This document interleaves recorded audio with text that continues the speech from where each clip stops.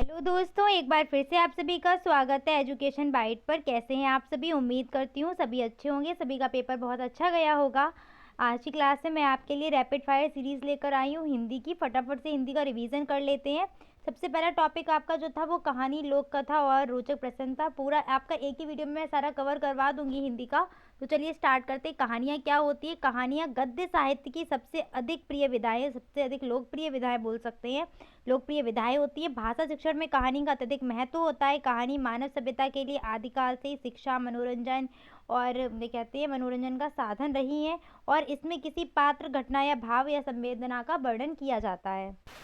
Next आते हैं कहानी के प्रकार या भेद। तो कहानी के जो तत्वों के आधार पर भेद हैं वो है घटना प्रधान कहानी, समस्या प्रधान कहानी, चरित्र प्रधान कहानी या भाव प्रधान कहानी। इसके अलावा कहानी के विभिन्न रूप होते हैं। कहानियाँ जो कि मनोरंजक होती हैं, साथ साथ उसमें अनुभव भी बताए जा रहे होते हैं। तो जो आपकी कहानियाँ होंगी वो सामाजिक कहानियाँ, धार्मिक कहानियाँ आपने सुनी होंगी, ऐतिहासिक कहानियाँ, चरित्र प्रधान कहानियाँ, समस्यात्मक कहानियाँ और घटना प्रधान कहानियाँ, ये भी कहानियों के रूप हैं। कहानी की विधियाँ की बात करें कि कहानी किस तरीके से बच्चों को सिखाई जाती है, सुनाई जाती है, तो वार्तालाप विधि के द्वारा बच्चों को सिखा सकते हैं। प्रश्नोत्तर विधि आती है, चित्र विधि आती है, कहानी कथन विधि आती है।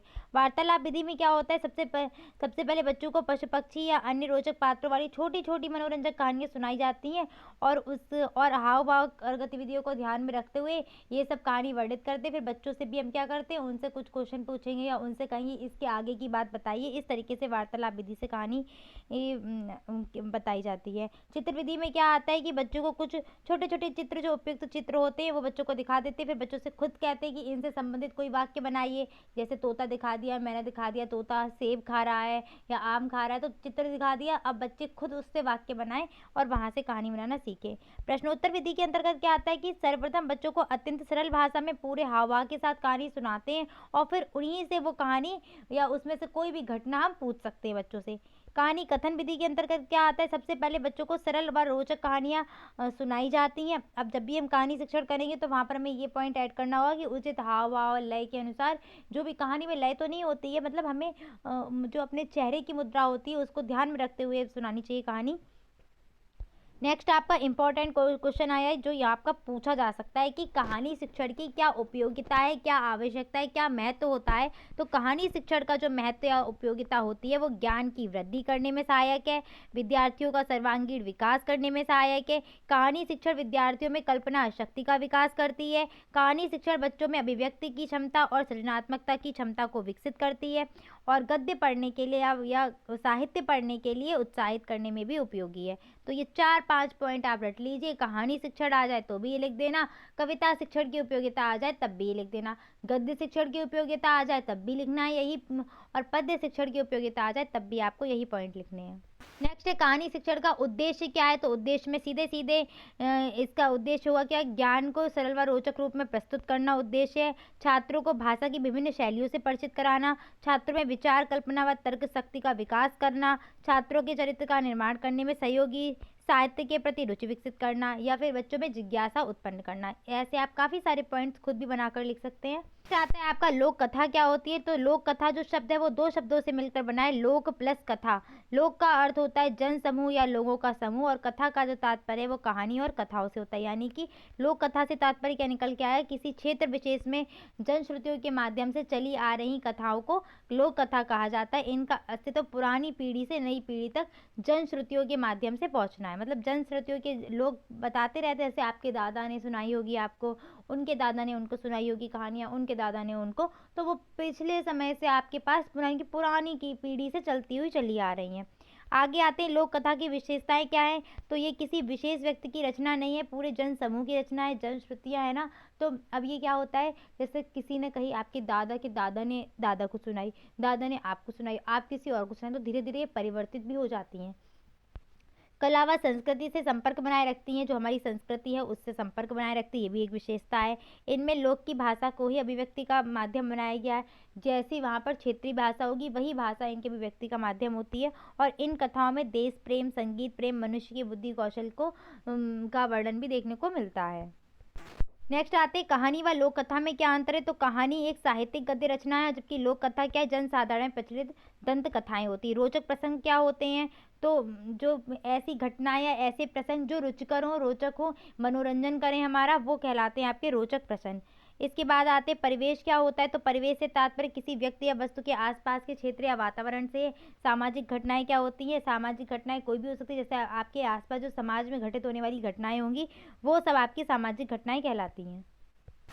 नेक्स्ट आते हैं उच्चारण। उच्चारण क्या होता है कि जिस प्रकार से कोई शब्द बोला जाता है या भाषा बोली जाती है उसे उसका उच्चारण कहा जाता है। हिंदी में शुद्ध उच्चारण का अत्यधिक मतलब महत्व है। आपको क्वेश्चन यहाँ से क्या आएगा कि अशुद्ध उच्चारण के क्या कारण है और अशुद्ध उच्चारण दूर करने के क्या उपाय हैं। तो उच्चारण के पहले प्रमुख तत्व देख लो।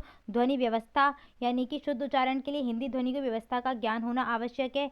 बल कि जिस शक्ति के द्वारा, अगर हम कहानी बोल रहे हैं तो हमें कहाँ पर बल का उचित प्रयोग करना है, कहाँ पर नहीं करना है। जैसे यहाँ पर आप देख सकते हैं एग्जाम्पल में लय, तो लय का भी ध्यान रखना पड़ता है। जब हम खासकर पद्य शिक्षण कर रहे हो तो वहाँ पर लय का भी ध्यान करना पड़ता है। स्वराघात क्या होता है, तो उतार चढ़ाव जो किया जाता है ना, आरोह अवरोह, जैसे कोई कहानी सॉरी कविता पढ़ रहे हैं तो वहाँ पर जो उतार चढ़ाव लिए जाते हैं वो स्वराघात कहलाते हैं। विराम, विराम का क्या अर्थ है, जब भी कोई कहानी पढ़ो या कविता पढ़ो तो उसमें उचित जो विराम चिन्ह लगे होते हैं उनके अकॉर्डिंग हमें वो बोलते समय रुकना पड़ता है कुछ समय के लिए, वही आपका विराम कहलाता है। उच्चारण स्थान की बात करें तो ये आपके काफ़ी इंपॉर्टेंट है। यहाँ से आपका ऑब्जेक्टिव प्रश्न बनना ही बनना है, या तो आपका 1 नंबर में अति लघु उत्तरीय आएगा या ऑब्जेक्टिव आएगा, तो इनको सभी को ध्यान कर लो। कंठ से उच्चारण होता है आपका आ का और का वर्ग का और साथ में हा का। तालु से उच्चारण होता है ई का और चा वर्ग का, या और शा का। मूर्धा से आपका उच्चारण होता है री का और टा वर्ग, साथ साथ रा और षटकोण वाला सा। दंत से होता है तावर का और ला और सा का, सर जो आपका सरस्वती वाला सा है। ओष्ठ से उच्चारण होता है आपका पावर्ग और ऊ का। दंतोष्ठ से होता है आपका वा का। कंठ तालु से ए ऐ, कंठोष्ठ से ओ औ और नासिक से आपके जो पंचम वर्ण होते हैं वो सभी इसमें आ जाते हैं।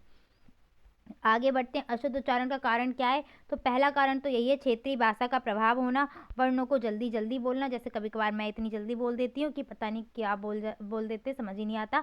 तो वर्णों को जल्दी जल्दी बोलने से भी क्या होता है, अशुद्ध उच्चारण हो जाता है हमारा। उच्चारण स्थानों का ज्ञान ना होना, ये भी अशुद्ध उच्चारण का कारण है। अक्षरों व मात्राओं का शुद्ध ज्ञान ना होना, इससे भी उच्चारण जो है वो अशुद्ध निकलता है। शर्मीला स्वभाव भी, जो बच्चे शर्माते हैं तो भी शर्म की वजह से भी सही नहीं बोल पाते हैं, भय और डर के कारण भी। और नेक्स्ट आपका क्या है, शारीरिक विकार अगर किसी में है तो उस कारण भी बच्चों का उच्चारण क्या है, अशुद्ध हो जाता है। अशुद्ध उच्चारण हेतु हम क्या उपाय कर सकते हैं, दोनों ही आपके क्वेश्चन इंपॉर्टेंट रहेंगे। अशुद्ध उच्चारण के कारण क्या है और उपाय क्या है, 2 नंबर में आपका यहाँ से प्रश्न बनेगा। तो इसके लिए उपाय क्या है कि चंद्र बिंदु और अनिस्वार पर ध्यान देना, बच्चों को उनकी प्रैक्टिस करवाना। जो कठिन वर्ण हैं जैसे शासा हो गया, रिरी हो गया, संयुक्ताक्षर हो गए, तो इनसे बनने वाले या जिसमें ये शब्द मतलब जिन शब्दों में ये वर्ण आ रहे हैं उनकी बार बार बोल बोल कर प्रैक्टिस करवाना, यानी कि उच्चारण करवाते रहना। और ध्वनि के जो मतलब जो भी ध्वनियाँ निकलती हैं मुख से उनके उच्चारण स्थानों से परिचित कराना कि ये दंत से बोली जाती है, ये कंठ से बोली जाती है, इस तरीके से। और टेप रिकॉर्डर से भी हम अभ्यास करा सकते हैं। अब आते हैं गद्य और पद्य पर। तो गद्य क्या है, एक ऐसी रचना है जो छंद ताल तुकबंदी से मुक्त होती है और विचार से पूर्ण होती है, गद्य कहलाती है। गद्य की विधाओं के अंतर्गत आपकी क्या क्या आती हैं, कहानी, उपन्यास, नाटक, निबंध, आत्मकथा और संस्मरण आएंगे।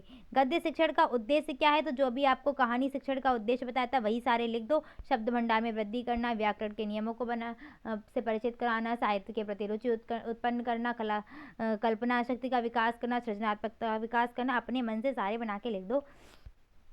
नेक्स्ट आते हैं पद्य क्या होता है। तो पद्य जो होती है छंद ताल लय एवं तुकबंदी से युक्त रचना होती है। इसके अंतर्गत कविताएं, गीत, भजन इत्यादि आएंगे। पद्य शिक्षण का भी सेम ही आपका उद्देश्य, बस थोड़ा पद्य है ना तो इसमें सौंदर्यानुभूति इस टाइप से वर्ड लगा देना तो थोड़ा अच्छा लगेगा। बाकी सेम वही है, सृजनात्मकता भी है, कविता के प्रति रुचि उत्पन्न करना, कल्पना शक्ति उत्पन्न करना और शब्द भंडार में वृद्धि करना, शुद्ध वाचन की शिक्षा देना, बाकी सब सेम आपके वही रहेंगे।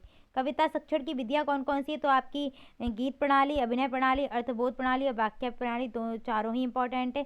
गीत में क्या होता है, गीत गा गा के शिक्षण करते हैं। अभिनय में नाटक के द्वारा, अर्थबोध में उसका अर्थ बताते हुए और वाक्य विधि में क्या है जैसे एक्सप्लेन करते हैं उस तरीके से। गद्य शिक्षण की विधियाँ कौन कौन सी हैं आपकी, वार्तालाप विधि, प्रश्नोत्तर विधि, चित्र विधि, कहानी कथन विधि। ये कहानी शिक्षण में आई थी, वही आपका गद्य शिक्षण है, दोनों ही इंपॉर्टेंट है, आपसे सीधे क्वेश्चन पूछा जा सकता है यहाँ से। गद्य व पद्य में अंतर आपका काफ़ी इंपॉर्टेंट है, एक बार क्वेश्चन ये आया हुआ है तो देख लेते। गद्य क्या है आपकी, इसमें छंद का कोई स्थान नहीं होता, जबकि पद्य में क्या है, छंद का स्थान होता है, यानी कि छंद युक्त रचना है। गद्य में लय एवं गति की कोई भूमिका नहीं होती, जबकि पद्य में विशेष भूमिका होती है। गद्य आपका लयात्मक नहीं होता, पद्य आपका लयात्मक होता है। गद्य में अलंकार का प्रयोग नहीं किया जाता, पद्य में अलंकार का प्रयोग किया जाता है। नेक्स्ट आते हैं गद्य के वाक्यों में विराम इत्यादि का नियम पालन किया जाता है, पद्य में ऐसा कोई बंधन नहीं है नियमों का। गद्य में आपकी कौन कौन सी विधाएं आती हैं, कहानी, निबंध, संस्मरण, उपन्यास, नाटक, आत्मकथा इत्यादि। और पद्य में क्या आ जाएंगी, कविता, गीत, भजन इत्यादि। नेक्स्ट आते हैं अभिव्यक्ति क्या होती है, तो अपने विचारों को प्रकट करना अभिव्यक्ति कहलाता है। व्यक्ति द्वारा अपने मन के भावों और विचारों को दूसरों के सामने प्रकट करना अभिव्यक्ति में आता है। स्वतंत्र अभिव्यक्ति क्या होती है, अपने मन से स्वतंत्रता पूर्वक अपने विचारों को व्यक्त करना स्वतंत्र अभिव्यक्ति हो जाएगी। अभिव्यक्ति के रूप या प्रकार कौन कौन से होंगे, तो मौखिक और लिखित अभिव्यक्ति होती है। मौखिक अभिव्यक्ति में क्या होता है, मौखिक रूप से अपने विचारों को व्यक्त करना। लिखित अभिव्यक्ति में लिखित रूप से विचारों को व्यक्त करना। तो अपने भावों और विचारों को मौखिक रूप में व्यक्त करने को बोलते हैं मौखिक अभिव्यक्ति। मौखिक अभिव्यक्ति के साधन आपसे पूछे गए थे और मौखिक अभिव्यक्ति भी इंपॉर्टेंट। इसके साधन आपके कौन कौन से होंगे, चित्र पठन, वाद विवाद, कहानी पाठ, कविता पाठ, भाषण, चर्चा, परिचर्चा, अभिनय और वाद विवाद इत्यादि सभी आप में आ जाएंगे। जो जो हम करते हैं बोल के वो सब इसमें आ जाएगा। मौखिक अभिव्यक्ति का उद्देश्य क्या है, तो पहला उद्देश्य तो यही हो जाएगा कि झिझक और संकोच को समाप्त करना। जब आपसे खड़े होकर बुलवाया जाएगा तो क्या होगा, आपकी एजिटेशन खत्म हो जाएगी। शब्द भंडार में वृद्धि करना, उच्चारण क्षमता का विकास करना, अवसर के अनुकूल गंभीरता व सरलता का भाव उत्पन्न करना, विचारों को प्रभावपूर्ण व उचित तरीके से व्यक्त करने की क्षमता विकसित करना, ऐसा भी लिख सकते हैं। लिखित अभिव्यक्ति क्या होती है, अपने भावों तथा विचारों को लिखकर व्यक्त करने की जो क्रिया होती है वो लिखित अभिव्यक्ति कहलाती है। इसके साधन कौन कौन से, पत्र लेखन, कहानी लेखन, कविता लेखन, निबंध लेखन। ये क्वेश्चन आपका शायद 2020 में आया हुआ है, मैंने आपको सॉल्यूशन में करवाया था ये क्वेश्चन। नेक्स्ट आइएगा, आत्मकथा लेखन, नाटक लेखन इत्यादि आ जाएंगे। लिखित अभिव्यक्ति का महत्व क्या है, तो शुद्ध वर्तनी की क्षमता प्रकट करना। वहाँ पर क्या हो जाएगी, शुद्ध उच्चारण, मौखिक में उच्चारण, लिखित में वर्तनी। इसके बाद विचार व भाव में अपने तरीके से व्यक्त करने की क्षमता विकसित करना, ज्ञान के भंडार में वृद्धि करना, शब्द भंडार में वृद्धि करना, कल्पना शक्ति का विकास करना, सृजनात्मकता का विकास करना, साहित्य के प्रति रुचि उत्पन्न करना। सेम वही वर्ण है, बार बार क्या सेंटेंस बोलें, फर्स्ट सेमेस्टर में सेम मीनिंग को रटते हुए आ रहे हैं, वही सारे हैं आपके पॉइंट, सब कुछ वही लिख सकते हैं। आ जाइए, अब आपकी स्टार्ट हो गई ग्रामर। पहला है आपका शब्द या वर्ण। शब्द किसे कहते हैं, तो वर्णों के सार्थक समूह को शब्द कहा जाता है। वर्ण आपके क्या होते थे, वर्ण आपके होते थे जो जिनको नष्ट नहीं किया जा सकता, यानी कि सबसे छोटी इकाई, भाषा की सबसे छोटी इकाई। अच्छा, यहाँ पर मुझे चीज़ और ध्यान आ रही है, आपसे शायद ये पूछ सकते हैं कि संयुक्त व्यंजन कौन से हैं, अंतस्थ व्यंजन कौन से हैं, तो यारा लावा आपके अंतस्थ व्यंजन होते हैं, यारा लावा। और शासा साहा आपके ऊष्म व्यंजन होते हैं, ये भी आपका बन सकता है प्रश्न। साजा साहा ऊष्म व्यंजन होते हैं। और आपके स्पर्श व्यंजन में का से लेके माँ तक के सारे आपके व्यंजन आते हैं, इनको ध्यान रखना। शब्द के भेद कौन कौन से, रचना के आधार पर आपके 3 शब्द होते हैं, रूढ़, यौगिक और योग रूढ़। रूढ़ की परिभाषा देख लीजिए, वे शब्द जिन्हें तोड़ने या खंड करने पर उनका कोई अर्थ ना निकले वो आपके रूढ़ कहलाते हैं। जैसे कमल ले लिया या पानी ले लिया, तो पा और नी को तोड़ दिया तो कोई अर्थ नहीं निकलेगा, तो ऐसे शब्द जिनके खंड करने पर कोई अर्थ नहीं निकलता है वो शब्द आपके रूढ़ शब्द कहलाते हैं। यौगिक शब्द क्या होते हैं, वे शब्द जो 2 या 2 से अधिक शब्दों से मिलकर बने होते हैं यौगिक शब्द कहलाते हैं। जैसे हिम प्लस आलय हिमालय, विश्व प्लस विद्यालय विश्वविद्यालय, छात्र प्लस आवास छात्रावास, विद्या प्लस आलय विद्यालय, प्रधान प्लस मंत्री प्रधानमंत्री, 2 से मिलकर बने। योग रूढ़ क्या होते हैं, ऐसे शब्द जो 2 या 2 से अधिक शब्दों के मेल से बनते हैं पर अपना सामान्य अर्थ छोड़कर कोई नया विशेष अर्थ देंगे। जैसे पंकज, तो पंकज किसका अर्थ दे रहा है, कमल में, मतलब कमल जो कि पंख में जन्मा हुआ है, यानी कि कीचड़ में जन्मा है। चारपाई, 4 पैर है, 4 पैर कुर्सी के भी हो सकते हैं, पर चारपाई क्या हो गई आपकी, मतलब जो खाट होती है उसी को, मतलब एक विशेष अर्थ दे दिया, खाट। नेक्स्ट आते हैं आपके उत्पत्ति के आधार पर, तो तत्सम, तद्भव, देशज और विदेशज और संकर। तत्सम में क्या होता है, ऐसे शब्द जो संस्कृत से लिए गए हैं, यानी कि जो संस्कृत के सीधे सीधे हिंदी में प्रयुक्त हो जाते हैं, तत्सम कहलाते हैं। तद्भव क्या है, जो संस्कृत के शब्द हैं लेकिन हिंदी में परिवर्तित होकर प्रयोग किए जाते, तद्भव कहलाते। देशज जो देसी शब्द होते हैं, विदेशज जो विदेशों से हमारी भाषा में आ गए, विदेशज कहलाते। संकर शब्द क्या है, जो मिश्रित शब्द होते हैं, देशज और विदेशज दोनों से मिलकर बने या 2 शब्दों से मिलकर बने विदेशज, जैसे माल गाड़ी हो गया तो वो संकर शब्द हो जाएगा। आप चाहें तो डेफिनेशन देख सकते हैं, चाहे तो स्क्रीनशॉट ले लीजिए। वे शब्द जो संस्कृत में ज्यों से त्यों लिए गए हैं तत्सम होंगे, जो संस्कृत के हैं किंतु हिंदी में उनका रूप बदल जाता है वो तद्भव होते हैं। जैसे कार्य का काज हो गया या कारज हो गया, अमृत का अमीय हो गया, राष्ट्र का क्या सॉरी गधा गर्दभ दिया है तो गर्दभ का गधा हो जाएगा, भ्रकुटी का भौं हो जाएगा, वर्ष का वर्ष हो जाएगा। आगे देशज की तरफ तो स्थानीय है, जैसे लोटा हो गया, धकाधक हो गया, खचाखच हो गया, सब पढ़े होंगे आप लोगों ने। विदेशज में क्या है, जो आए हुए शब्द हैं, जैसे आफत है, कत्ल है, फ़कीर है, खुफिया हो गया। तो ये आप स्क्रीनशॉट ले लीजिए, इनको ध्यान रखना। पुर्तगाली का है कनस्तर वगैरह, स्त्री, कप्तान, मिस्त्री, आलपिन, अलमारी। फ्रांसीसी का है काजू, कारतूस, कूपन इत्यादि। अंग्रेजी शब्द तो आप कर ही लेंगे क्योंकि ये तो कॉमन ही है, इनको सुनते आ रहे हैं। और अरबी भी आप पहचान लेते, पुर्तगाली और फ्रांसीसी को थोड़ा देख लेना। संकर शब्द क्या है, जो अन्य भाषाओं से मिश्रित होकर बने, जैसे माल गोदाम, रेलगाड़ी, कपड़ा उद्योग, पूंजीपति इत्यादि। अर्थ के आधार पर क्या है आपके, एकार्थक, समानार्थक, समरूपी, भिन्नार्थक, अनेकार्थक और विपरीतार्थक। तो एकार्थक में क्या है, ऐसे शब्द जिनका केवल एक ही अर्थ होता है, यानी कि एक ही अर्थ निकलता है, एकार्थक शब्द कहलाते हैं। जैसे जहाँ पहुँचना कठिन हो, दुर्गम। महत्वपूर्ण फैसला लेना, निर्णय। तो एक आपसे क्वेश्चन पूछा जाएगा, समानार्थी क्या कहलाते हैं। अच्छा, अनेकार्थक दिया तो अनेकार्थक देख लो, ऐसे शब्द जो एक से अधिक अर्थ देते, जैसे अंबर का क्या, वस्त्र आकाश दोनों होगा। ठीक है, वैसे वस्त्र और आकाश में अंतर है, वस्त्र अलग है, आकाश शब्द अलग है, लेकिन अंबर मीन्स वस्त्र और आकाश दोनों होता है। ऐसे ही द्विज आपका इंपॉर्टेंट है, द्विज मीन्स पक्षी, दांत, ब्राह्मण तीनों होता है। ये बहुत ही इंपॉर्टेंट है और आपका बहुत बार एग्जाम में पूछा गया, 2-3 बार आ चुका है, तो इसको अच्छे से तैयार कर लीजिएगा। समानार्थी शब्द क्या होते हैं, ऐसे शब्द जो समान अर्थ देते हैं या पर्यायवाची समानार्थी कहलाते हैं। जैसे आग का अग्नि, अनल पावक, बेटा का सुत, पुत्र लड़का। सजग आपका आया था तो सजग का आप कर सकते हैं सचेत, सावधान, चौकस रहना। विपरीतार्थक शब्द किसे कहते हैं, डेफिनेशन आपकी आई हुई है। विपरीतार्थक यानी कि विपरीत अर्थ देने वाले शब्दों को विपरीतार्थक शब्द कहा जाता है। जैसे उदय का अस्त, प्रत्यक्ष का परोक्ष, जागृत का सुसुप्त, उत्थान का पतन, मूक का वाचाल। आगे आइए, समरूपी भिन्नार्थक शब्द, ऐसे शब्द जिनका उच्चारण या रूप समान होता है परंतु अर्थ अलग अलग होता है। जैसे अंश का अंश होगा आपका भाग और अंश हो जाएगा कंधा। अनल का आग, अनिल का वायु, उपकार का भलाई, अपकार का बुराई। तो ऊपर के जो दोनों हैं बहुत ही इंपॉर्टेंट है, आपके तैयार कर लो। अंश भाग, अंश कंधा, और अनल होती है आपकी आग, और अनिल वाला शब्द क्या है आपकी वायु। दोनों ही आपके इंपॉर्टेंट है, ये याद कर लेना। विकार के आधार पर प्रयोग होने वाले शब्द तो विकारी और अविकारी शब्द कहलाते हैं। ऐसे शब्द जिसमें लिंग, वचन और कारक के आधार पर विकार उत्पन्न हो जाए वो विकारी। जैसे संज्ञा, सर्वनाम, क्रिया, विशेषण। मैं जाता हूँ और वह जाती है, सर्वनाम के आधार पर क्या हुआ, विकार उत्पन्न हो गया, किसमें, जाता में। और जाता शब्द क्या है, क्रिया है। ठीक है, इसी तरीके से आप क्या जाएंगे। अविकारी शब्द क्या होते हैं, जो लिंग, कारक और वचन के द्वारा परिवर्तित नहीं होते, उन पर कोई फर्क नहीं पड़ता, वो अविकारी कहलाते हैं। ये आपके क्रिया, विशेषण, संबंध बोधक, समुच्चय बोधक, विस्मयादि बोधक इत्यादि शब्द इसमें आ जाएंगे। जैसे आगे पीछे, ऊपर नीचे, यहाँ वहाँ इत्यादि।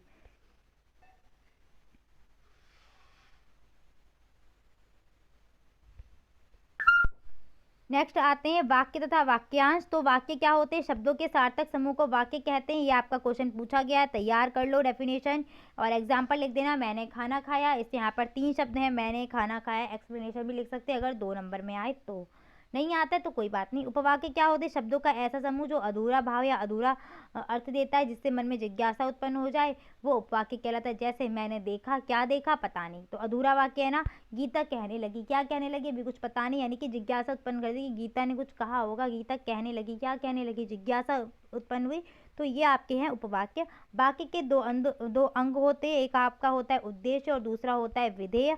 उद्देश्य का मतलब है जो काम करता हो, अर्थात कर्ता जिसके संबंध में कोई बात कही जाती है वो कर्ता आपका उद्देश्य में आता है। विधेय क्या होता है, जो काम हो रहा हो, यानी कि जो काम किया जा रहा हो, जो क्रिया होगी वो आपकी उद्देश्य में आ जाएगी। कुत्ता सोता है या कुत्ता सो रहा है, तो कुत्ता आपका उद्देश्य हो जाएगा और सोता है आपका क्या, विधेय हो जाएगा। वाक्य के प्रकार की बात करें तो अर्थ के आधार पर वाक्य 8 प्रकार के होते हैं। पहला है आपका विधिवाचक या सकारात्मक वाक्य। तो ऐसे वाक्य जिसमें क्या है, काम का करना या होना पाया जाता है वो विधिवाचक या सकारात्मक वाक्य कहलाते हैं। मैं बाजार से फल लाया, सीधी सी बात है। तो सकारात्मक वाक्य है ये, तो विधिवाचक वाक्य हो जाएगा। फिर आता है आपका निषेध या नकारात्मक वाक्य। यदि कोई काम का करना ना पाया जाए, यानी कि मैं विद्यालय नहीं गया, मैंने खाना नहीं खाया, तो ये आपके किस में आ जाएंगे, नकारात्मक वाक्य में आ जाएंगे। प्रश्नवाचक वाक्य क्या होते हैं, यदि वाक्य में कोई प्रश्न किया जाए तो वो प्रश्नवाचक हो जाएंगे। तुम कहाँ जा रहे हो, दरवाजे पर कौन है, किसने घंटी बजाई, तो यहाँ पर क्वेश्चन पूछा जा रहा है, तो ये प्रश्नवाचक वाक्य हो जाएंगे। विस्मयादि बोधक क्या है, यदि वाक्य में शोक, हर्ष, घृणा, क्रोध आदि का भाव उत्पन्न किया जा रहा है या आदि का भाव प्रकट किया जा रहा है, तो वो विस्मयादि बोधक वाक्य कहलाते हैं। जैसे वाह कितना सुंदर फूल है, वाह कितना अच्छा गीत गाया तुमने। और यहाँ पर क्या है, क्वेश्चन है लेकिन आंसर की कोई उम्मीद नहीं है, ना ही पूछ रहे हैं कि तुमने कितना सुंदर गीत गाया है, कितना अच्छा फूल है। बस यहाँ पर क्या है, फूल की एक तारीफ की जा रही है, यानी कि एकदम का आश्चर्य प्रकट किया जा रहा है, तो वो आपका विस्मयादि बोधक वाक्य हो जाएगा।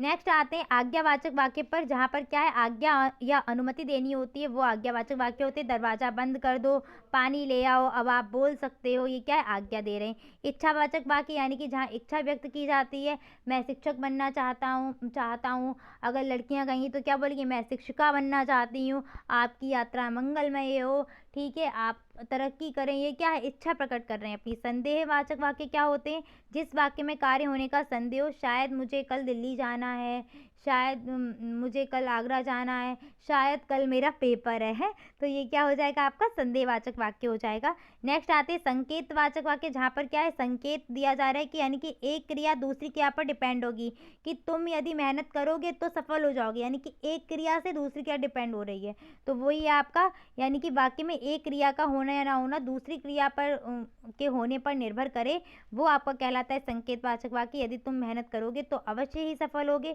यदि वह आएगा तो मैं जाऊंगा, यदि आप वीडियो देखेंगे तो अवश्य ही एग्जाम में क्वेश्चन फंसेंगे, है ना।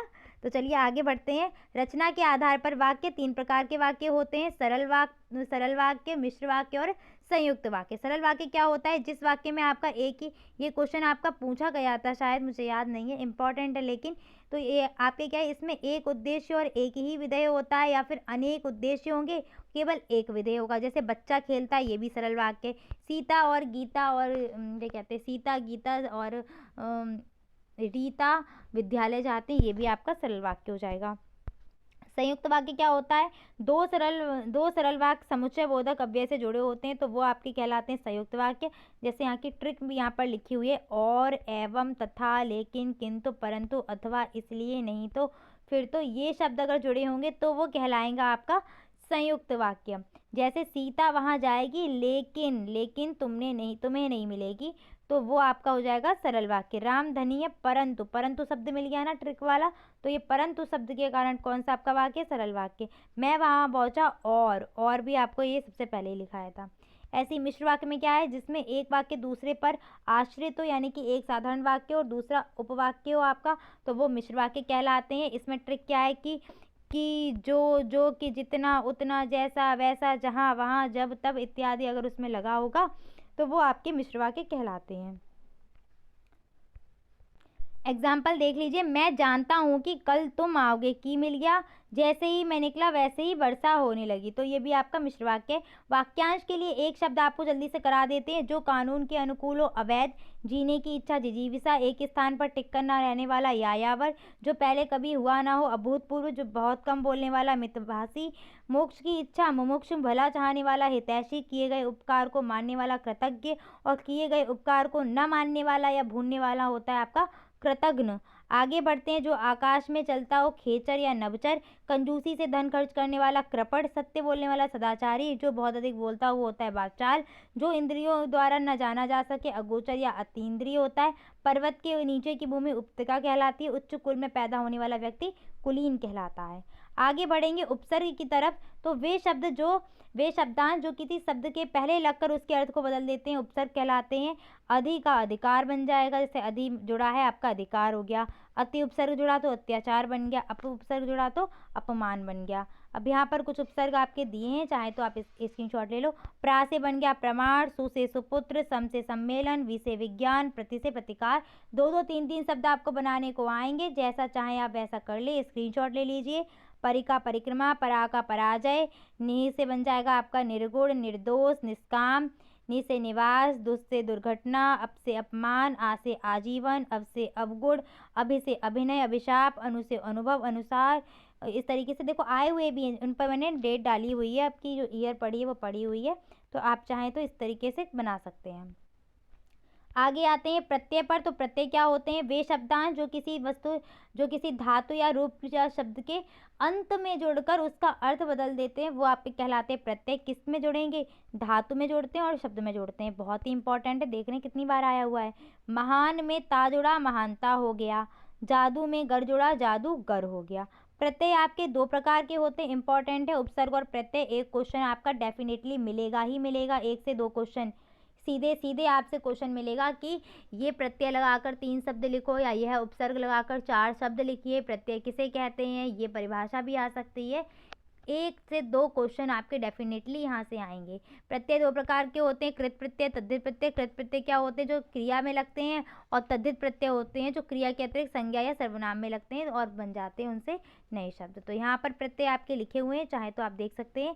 अक्कड़ से भुलक्कड़, अन से जलन, अंत से रटंत, आ से देखा, आई से लिखाई, आऊ से कमाऊ, आक तैराक, आकू लड़ाकू, आन मिलान, आव बहाव, आवट लिखावट, आहट घबराहट झंझनाहट, आवना डरावना, इया बढ़िया इत्यादि। नेक्स्ट आइए समास व सामासिक पद। तो समास का शाब्दिक अर्थ होता है संक्षेपीकरण, 2 या 2 से अधिक शब्दों के मेल से नए शब्द बनने की प्रक्रिया समास कहलाती। इंपॉर्टेंट क्वेश्चन है आपका और आया हुआ है। एक क्वेश्चन आपका समास से बनेगा, या तो समास की परिभाषा पूछे या फिर समास के जो प्रकार हैं उनकी परिभाषा पूछ सकते हैं, और आपसे एक एग्जाम्पल देखने के बाद ऑब्जेक्टिव में पूछ सकते हैं। तो जैसे सामासिक पद क्या होगा? जो समास के बाद एक पद बन के आएगा वो सामासिक पद होता है, और 2 शब्दों के मेल से एक नया शब्द बनता है, 2 या 2 से अधिक शब्दों के मेल से, तो वो जो प्रक्रिया होती है वो समास कहलाती। समास के भेद आपके हो जाएंगे अव्ययी भाव समास, द्वंद्व समास, तत्पुरुष समास, बहुब्रीहि समास, और कर्मधारय और द्विगु दोनों किस में आ जाते हैं? तत्पुरुष के ही एग्जाम्पल में आ जाते हैं। समास के भेद आपके पूछे गए हैं 19 में, और बहुब्रीहि समास आपका आया हुआ था 16 में, और कर्मधारय आपका पूछा गया था 2020 में। आगे बढ़िएगा। अव्ययी भाव समास क्या कहलाता है? तो जिस समास का पहला पद अव्यय होता है अर्थात उपसर्ग होता है, वो समास आपका अव्ययी भाव समास कहलाता है। और सबसे इम्पॉर्टेंट पॉइंट है कि इस समास में पूर्व पद प्रधान होता है। जैसे प्रतिदिन तो प्रत्येक दिन, आमरण मरने तक, आ जन्म जन्म से लेकर, आ उपसर्ग मिल रहा है ना, इसमें प्रति उपसर्ग मिल रहा है। ऐसे ही आगे बढ़ोगे तो यथाशक्ति वगैरह इत्यादि इसमें आ जाएंगे। तत्पुरुष समास कौन से हैं? तो वे समास जिसमें क्या है उत्तर पद प्रधान होता है, वो आपके तत्पुरुष समास कहलाते हैं। इसमें क्या है कर्म से लेकर अधिकरण कारक तक की विभक्तियों का लोप होता है। कर्ता ने कर्म को करण से संप्रदान के लिए अपादान से अलग, संबंध काकी के नानी ने अधिकरण मेपे पर इन विभक्तियों का लोप होगा। जैसे शरणागत, शरण को आगत, स्वर्गवासी, गगनचुम्बी, राजपुत्र हो गया। इस तरीके से आपके आ जाएंगे। नेक्स्ट आ जाइए कर्मधारय समास पर। तो जिस समास में पहला पद विशेषण हो तो दूसरा पद विशेष्य हो, और इसमें उत्तर पद प्रधान होगा, क्योंकि ये आपका किसका एग्जाम्पल है, किसके अंतर्गत आता है? तत्पुरुष के अंतर्गत ही आता है। तो जैसे महाकवि, महान है जो कवि, पीताम्बर, पीत है जो अंबर इत्यादि इसमें आ जाएंगे। द्विगु समास की बात करें तो द्विगु समास क्या होता है? जिसमें प्रथम पद संख्यावाची हो और इसमें प्रधान कौन सा पद होगा? उत्तर पद ही प्रधान होता है। जैसे पंचवटी 5 वटों का समूह, चौमासा 4 मासों का समूह। पहला पद देखो सभी में क्या मिल रहा है? संख्यावाची मिल रहा है। नेक्स्ट आ जाइए द्वंद्व समास पर। तो इस समास में दोनों ही पद आपके प्रधान होते हैं। प्रायः दोनों पदों के बीच योजक चिन्ह लगा के जोड़ते हैं उन्हें। समास विग्रह करने पर योजक चिन्ह हटा देते हैं और या लगा देते। जैसे अन्न जल तो अन्न और जल, माता और पिता, भला बुरा तो भला और बुरा हो जाएगा, सुख और दुख, पाप और पुण्य। नेक्स्ट है आपका बहुब्रीहि समास। इस समास में कोई भी पद आपका प्रधान नहीं होता है, ये और इस समास में अगर कुछ निकल के आएगा तो दो जो आपका पद, जो समास पद होगा ना, वो किसी और का बोध करेगा। जैसे हमने बोला दशानन, दशानन ने किसका छवि आपके दिमाग में लेके आया? राक्षस की, सॉरी रावण की, वो था तो वैसा ही एक, लेकिन रावण की छवि आई। ऐसे ही अगर हम बोल दें गजानन तो गणेश जी की इमेज आ गई ना दिमाग में, यानी कि गजानन शब्द क्या होगा आपका? बहुब्रीहि समास। ऐसा समास जिसमें कोई पद प्रधान नहीं होता है और जो 2 पद होंगे वो मिलकर तीसरे का बोध कराएंगे या नया अर्थ प्रकट करेंगे, वो बहुब्रीहि समास कहलाता है। 2 बार पूछा गया आपका, एग्जाम्पल देख लेना। दशानन, चक्रधर, लंबोदर, नीलकंठ, गजानन, गोपाल, पीताम्बर, गिरधर, चतुर्भुज, सब अलग अलग है। चतुर्भुज कौन है? विष्णु जी को बोला जाता है चतुर्भुज। नीलकंठ शिव जी। तो ये आ जाएंगे। विराम चिन्ह क्या है? विराम का अर्थ है रुकना या ठहरना। इंपॉर्टेंट है, क्वेश्चन आपका 19 में आया हुआ है। वक्ता अपने भावों को व्यक्त करते समय वाक्य में या वाक्य के अंत में रुकता है, जिससे उसके भाव क्या है, प्रभावपूर्ण लगते हैं। लिखने में इस चीज़ को दिखाने के लिए जिन चिन्हों का प्रयोग करते हैं उन चिन्हों को हम विराम चिन्ह कहते हैं। हिंदी में प्रचलित कुछ विराम चिन्ह यहाँ पर दिए गए हैं। पूर्ण विराम, अल्प विराम, अर्ध विराम, अपूर्ण विराम, प्रश्नवाचक, विस्मयादि बोधक, योजक चिन्ह, निर्देशक चिन्ह, उद्धरण चिन्ह। यहाँ पर इधर आपके सारे चिन्ह लगे हुए हैं। पूर्ण विराम इस तरीके से लगेगा, बाकी सारे इस तरीके से आपके लगे हुए यहाँ पर दिए गए हैं। कोष्टक वगैरह लोप या हंस पद को ध्यान रखना, ये आपका इंपॉर्टेंट है। आगे बढ़ते हैं। संज्ञा, संज्ञा क्या होती है, तो किसी वस्तु, स्थान, प्राणी और भाव के नाम को संज्ञा कहते हैं। ये आपकी डेफिनेशन एक बार आई हुई है, ठीक है। संज्ञा कितनी है, 3 भेद होते हैं संज्ञा के, व्यक्तिवाचक, जातिवाचक, भाववाचक। जातिवाचक संज्ञा का 2 भेद होगा, समूहवाचक और द्रव्यवाचक। व्यक्तिवाचक में क्या होता है, प्रॉपर नाउन, यानी कि जो शब्द किसी विशेष व्यक्ति या वस्तु का बोध कराते हैं व्यक्तिवाचक संज्ञा कहलाते हैं, जैसे राम, सीता, गीता, महाभारत, आगरा, मथुरा, मुंबई, कलकत्ता, सब कुछ आ जाएंगे। जातिवाचक में क्या आता है, जो शब्द किसी प्राणी, पदार्थ या समुदाय की पूरी जाति का बोध कराते हैं वो जातिवाचक में आते हैं, जैसे मनुष्य हो गया, पुस्तक हो गया, हाथी हो गया, प्रांत, नगर इत्यादि सब कुछ आ जाएंगे। अगर किसी हाथी का हमने नाम रख दिया तो वो हाथी आपका किस में आ जाएगा, तब वो हाथी व्यक्तिवाचक में आ जाएगा। जैसे कुत्ता जातिवाचक, कुत्ता टॉमी है तो टॉमी आपका व्यक्तिवाचक में आ जाएगा। आगे आते हैं। जातिवाचक संज्ञा के 2 भेद आपके, समूहवाचक। तो समूहवाचक में क्या आता है, जिस संज्ञा शब्द से किसी समूह का बोध होता है, जैसे परिवार, परिवार किसका है, घर के सदस्यों का समूह है ना। आर्मी, जो सैनिक है उनका समूह है। कक्षा, जो विद्यार्थी है उनका समूह हो जाएगा। द्रव्यवाचक संज्ञा क्या होती है, किसी पदार्थ से मतलब किसी पदार्थ का बोध कराने वाले शब्द द्रव्यवाचक संज्ञा कहलाते हैं, जिससे क्या कुछ ना कुछ बनाया जा सके। सोना, चांदी, लकड़ी, ऊन, रबर, लोहा इत्यादि इसमें आ जाएंगे आपके। नेक्स्ट है आपकी भाववाचक संज्ञा। तो जब किसी गुण, दशा, स्वभाव या कार्य आदि का बोध होता है तो वे शब्द कहलाते भाववाचक संज्ञा। किसका, गुण, दशा और स्वभाव का। जैसे लंबाई, चौड़ाई, गुण या बता रहे ना, सुंदरता, चतुरता, दशा, यौवन, जवानी, बुढ़ापा, सब इसमें आ जाएगा। भाव में क्या है, शत्रुता हो गया, प्रेम, मित्रता, मानवता, अच्छाई, ये दोनों ही आपके सत्र में पूछे गए थे। और बचपन आपका ये भी सत्र में आया कि निम्नलिखित में से कौन सी भाववाचक संज्ञा है, या फिर आपसे पूछ सकते हैं कि 3 भाववाचक संज्ञाओं का या 5 भाववाचक संज्ञाओं का नाम लिखिएगा।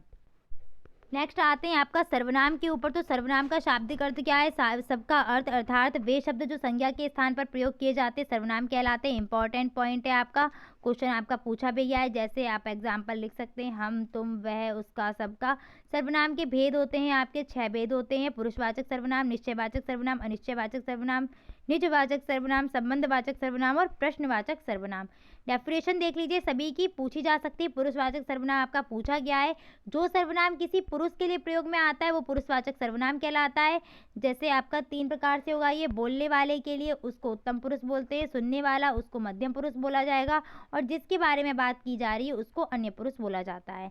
जैसे मैं बोल रही हूँ तो मैं आ जाऊंगी बोलने वाले में, आप सुन रहे हैं तो तुम या आप शब्द आ जाएगा सुनने वाले में, और किसी के बारे में बात कर रहे हैं, कोई कहानी सुना रहे हैं तो वह या उसका शब्द आ जाएंगे आपके अन्य पुरुष में। नेक्स्ट आता है आपका निश्चयवाचक सर्वनाम। वे सर्वनाम जो किसी निश्चित व्यक्ति या घटना का बोध कराते हैं निश्चयवाचक सर्वनाम कहलाते हैं। इन्हें संकेतवाचक भी कहते हैं। यह किताब अच्छी है, वह घर अच्छा है, तो यह और वह क्या है आपके निश्चयवाचक सर्वनाम है, निश्चय का बोध करा रहे हैं। अनिश्चयवाचक क्या होंगे, वे सर्वनाम जो किसी अनिश्चित व्यक्ति या वस्तु का बोध कराते हैं। जैसे दरवाजे पर कोई है, तुमने कुछ खाया, मैंने कुछ खा लिया, तो ये कुछ, कोई शब्द क्या है, अनिश्चयवाचक सर्वनाम है। निजवाचक सर्वनाम क्या होते हैं, वे सर्वनाम जो निजता का या स्वयं का बोध कराएं। जैसे मैं अपना काम स्वयं करता हूँ, या मैंने अपना काम स्वयं किया, तुमको अपना काम खुद करना चाहिए, तो स्वयं, खुद, स्वतः, अपने आप, ये सारे शब्द क्या है, निजवाचक सर्वनाम है। संबंधवाचक सर्वनाम क्या होते हैं, वे सर्वनाम जो दूसरे सर्वनाम शब्दों के साथ संबंध स्थापित कर दे, संबंधवाचक सर्वनाम कहलाते हैं। जैसे जिसकी लाठी उसकी भैंस, तो जिसकी उसकी क्या हो जाएगा, संबंधवाचक। जो बोएगा सो काटेगा, तो जो और सो क्या हो गए, संबंधवाचक सर्वनाम हो गए। 2017 में आपका ये पूछा गया था, संबंधवाचक सर्वनाम किसे कहते हैं। नेक्स्ट आगे बढ़ेंगे आपका प्रश्नवाचक सर्वनाम। प्रश्नवाचक सर्वनाम क्या होते हैं, वे सर्वनाम जिनसे प्रश्न का बोध होता है, प्रश्न पूछा जाता है, कौन, कहाँ, कैसे, क्या, ये सारे आपके प्रश्नवाचक सर्वनाम में आ जाएंगे। विशेषण जो संज्ञा या सर्वनाम शब्द विशेषता बताते विशेषण कहलाते हैं। जैसे काला घोड़ा, तो काला शब्द विशेषण हो गया। राम एक अच्छा लड़का है, तो अच्छा शब्द विशेषण हो गया। पीछे आपको नाउन लगा हुआ मिलेगा। विशेष्य क्या होता है? तो जिस संज्ञा या सर्वनाम की विशेषता बताई जाती है उसको विशेष्य कहते हैं। मोहन एक अच्छा लड़का है, तो लड़का क्या है? लड़के की विशेषता है ना, तो लड़का यहाँ पर विशेष्य हो जाएगा। काला घोड़ा, घोड़े की विशेषता बताई जा रही है, घोड़ा यहाँ पर विशेष्य हो जाएगा, काला विशेषण हो जाएगा। आगे बढ़ते हैं। प्रविशेषण क्या होता है? जो शब्द विशेषण की विशेषता बताते हैं वो प्रविशेषण कहलाते हैं। जैसे सुरभि बहुत ज्ञानी है, तो ज्ञानी की विशेषता क्या? बहुत बता रहा है, तो बहुत शब्द यहाँ पर क्या हो जाएगा? प्रविशेषण हो जाएगा। अब आते हैं यहाँ पर विशेषण के भेद पर। तो विशेषण के 4 भेद होंगे आपके: गुणवाचक, परिमाणवाचक, संख्यावाचक और सार्वनामिक। गुणवाचक विशेषण क्या होगा? जो किसी की गुण या दोष, आकार, आकृति आदि के बारे में बताते हैं, आदि का बोध कराते हैं। जैसे अच्छा, बुरा, काला, नीला, छोटा, बड़ा, खट्टा, मीठा, नया, पुराना इत्यादि गुणवाचक विशेषण है आपकी। परिमाणवाचक विशेषण में क्या आता है? जहाँ मापतोल संबंधी विशेषता बताई जाए। कई किलो अनाज, तो यहाँ पर मापतौल की बात हो रही है ना, परिमाण की बात हो रही है। 4 मीटर कपड़ा, तो ये आपका क्या हो जाएगा? परिमाणवाचक विशेषण हो जाएगा। ये आपका 2 प्रकार का होता है, निश्चित परिमाणवाचक और अनिश्चित परिमाणवाचक। निश्चित में क्या होगा? संख्या बोली जाएगी कि 2 किलो चावल, 5 किलो चावल, 5 मीटर कपड़ा, 6 मीटर कपड़ा, 250 ग्राम घी, 300 ग्राम घी। लेकिन अनिश्चय में ऐसा कोई निश्चित मात्रा नहीं होगी। मान लो कुछ कपड़ा या थोड़ा सा दूध या टनों अनाज, इस टाइप से जो आएगा वो आपका अनिश्चित में आता है। ये आपका 2017 में पूछा गया था और ध्यान रखना ये आपका इम्पॉर्टेंट है। अगर परिमाणवाचक विशेषण आपसे पूछा जाएगा तो यहीं से आपका पूछा जाएगा, अनिश्चितवाचक से। संख्यावाचक विशेषण की बात करें तो ये आपका क्या होता है? जहाँ संख्या का बोध हो वो आपका बताते हैं संख्यावाचक विशेषण। जैसे 4 फूल, 4 गेंद, थोड़ी पेंसिल। परिमाणवाचक और संख्यावाचक में अंतर क्या है? संख्यावाचक में वो आते हैं जिनको हम गिन सकते हैं, और परिमाणवाचक में आपका वो वाला विशेषण आएगा जिसको हम मापते हैं। जैसे चावल या अनाज को क्या है? मापा जाता है ना, तौला जाता है। माप तौल वाले आते हैं आपके परिमाण वाले में। नेक्स्ट आते हैं क्रिया पर। तो जिन शब्दों से किसी कार्य के करने या होने का बोध होता है वो आपकी क्रिया कहलाते हैं। क्रिया आपकी क्या होंगी? 2 प्रकार से, सकर्मक और अकर्मक। मुझे लगता नहीं क्रिया आपका इतना इंपॉर्टेंट टॉपिक है, तो इसलिए मैंने आपको वैसे डिटेल में आपको क्लास में करवाया हुआ है। मैं यहाँ पर इस मैराथन में आपका छोड़ रही हूँ वो टॉपिक। और धातु बता देते हैं कि धातु क्या होता है। क्रिया के मूल रूप को ही धातु कहते हैं। चाहे तो आप क्रिया की वीडियो जाकर देख सकते हैं, चैनल पर पड़ी हुई है। नेक्स्ट आपका सबसे इंपॉर्टेंट है क्रिया विशेषण। तो जिन शब्दों द्वारा क्रिया की विशेषता बताई जाती है, क्रिया की विशेषता का पता चलता है, वो क्रिया विशेषण कहलाते हैं। जैसे वह धीरे धीरे चलता है, तो चलना यहाँ पर क्रिया है, इसकी विशेषता क्या हो गई? धीरे धीरे। वचन की बात करें तो वचन क्या है आपके? मतलब जो संख्या का बोध कराते हैं, यानी कि संज्ञा सर्वनाम की संख्या का बोध कराएंगे, वो वचन कहलाते हैं। एक वचन और बहुवचन।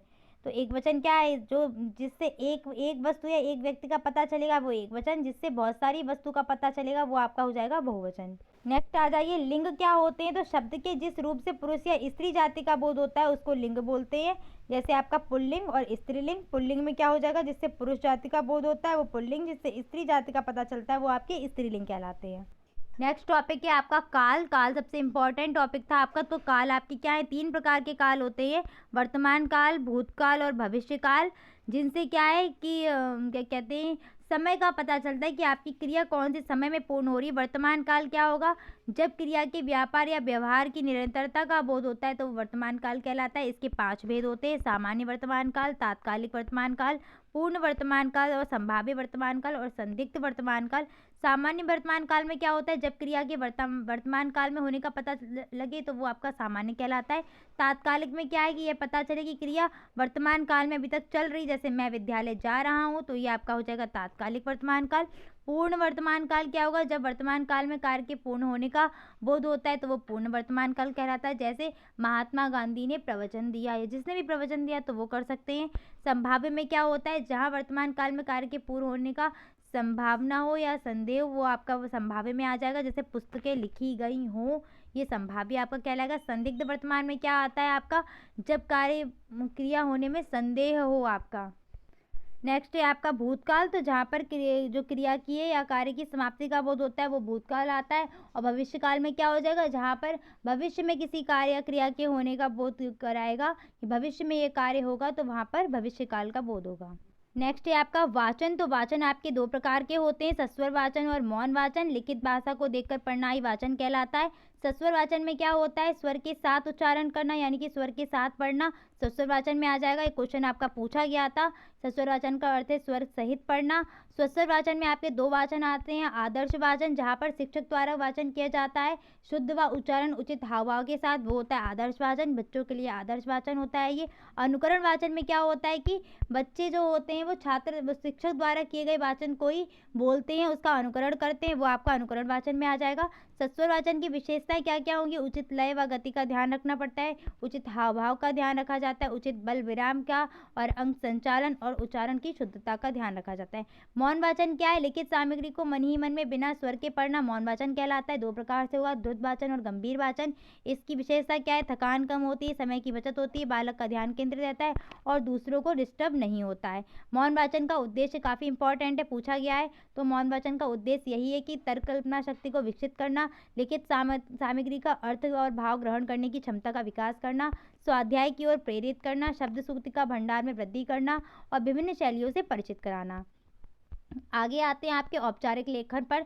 तो पत्र लेखन आपका एक आ सकता है। पत्र लेखन क्या होता है? तो पत्र लेखन के द्वारा अपनी कला, अपने भावों को दूसरों तक पहुंचाया जाता है। इसके द्वारा अपनी समस्या किसी अधिकारी तक पहुंचा सकते हैं या फिर किसी को क्या कहते हैं, सूचना या बधाई देने में भी पत्र का यूज़ किया जाता है। पत्र लिखते समय किन बातों का ध्यान देना चाहिए? तो आपका जो भाषा है सरल व स्पष्ट हो, शिष्टाचार का ध्यान रखा जाए, क्रोध या चिंता के समय हम पत्र ना लिखें, पत्र भेजने वाले का नाम, पता व दिनांक लिखनी चाहिए। और पत्र देते समय अगर कोई हम पत्र का उत्तर लिख रहे हैं तो पत्र के उत्तर देते समय वो जो सामने वाला जो पत्र भेजा गया था हमें, वो पत्र सामने रखकर पत्र लिखना चाहिए। पत्र आपके दो प्रकार के होते हैं, औपचारिक और अनौपचारिक।